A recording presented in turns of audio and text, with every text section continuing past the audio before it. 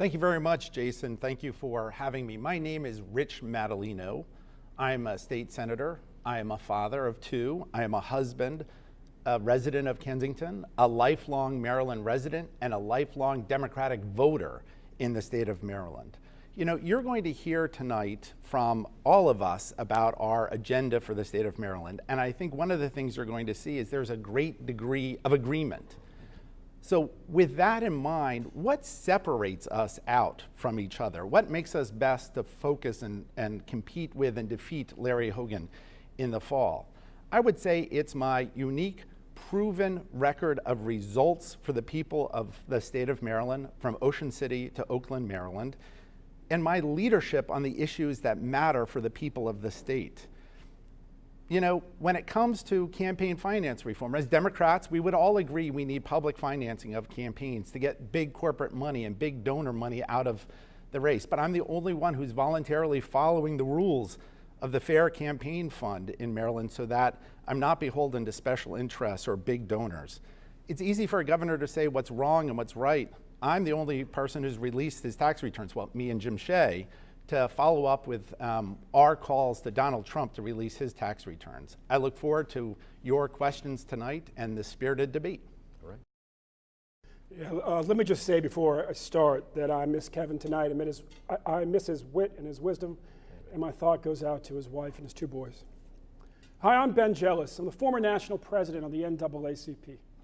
If you want to make Donald Trump's blood pressure go up, if you want to beat Hogan, send a civil rights leader to be your next governor.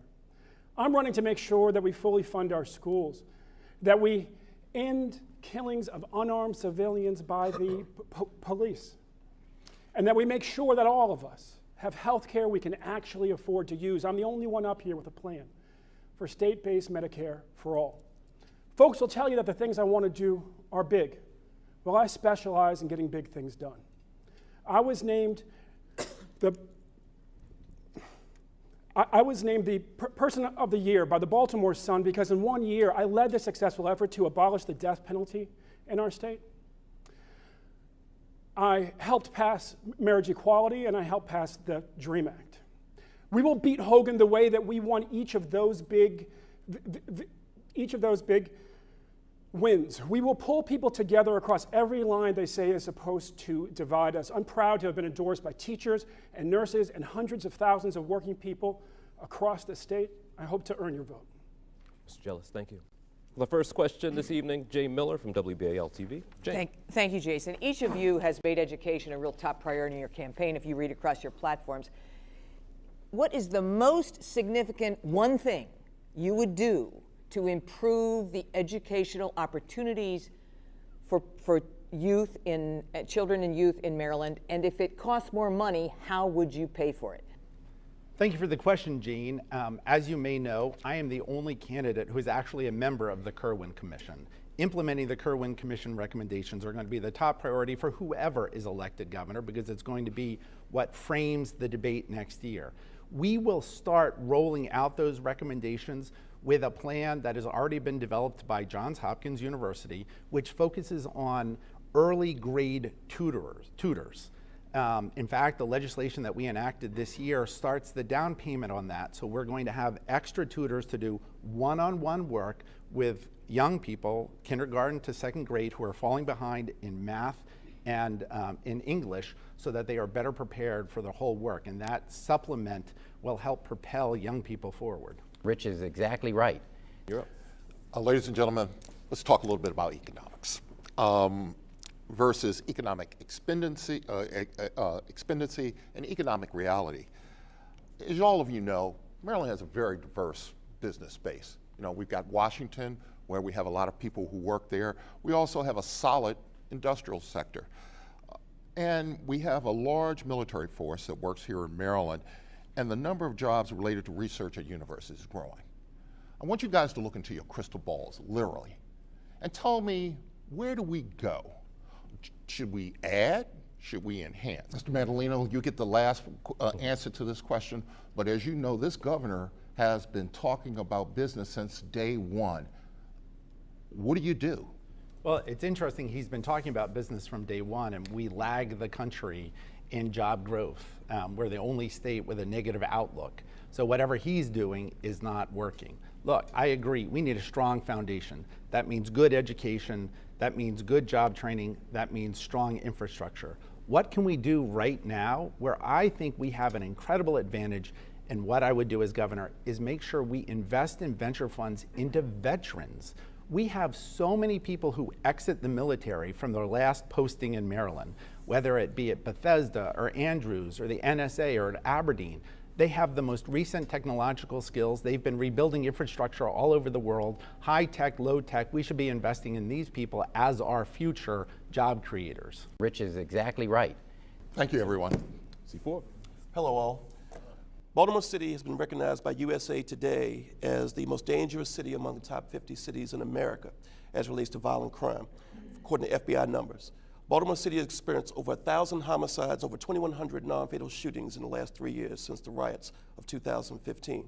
We just saw in Annapolis this legislative session, mandatory minimums increase on certain crimes with handguns and things like that. We also saw money going to programs like the Safe Streets programs. Where would your emphasis be as governor on trying to battle this with Maryland's top city, Baltimore City, the whole issue of crime? Senator Madaleno, I want to add to that the fact that we have our outgoing police commissioner in federal court today because of a variety of issues.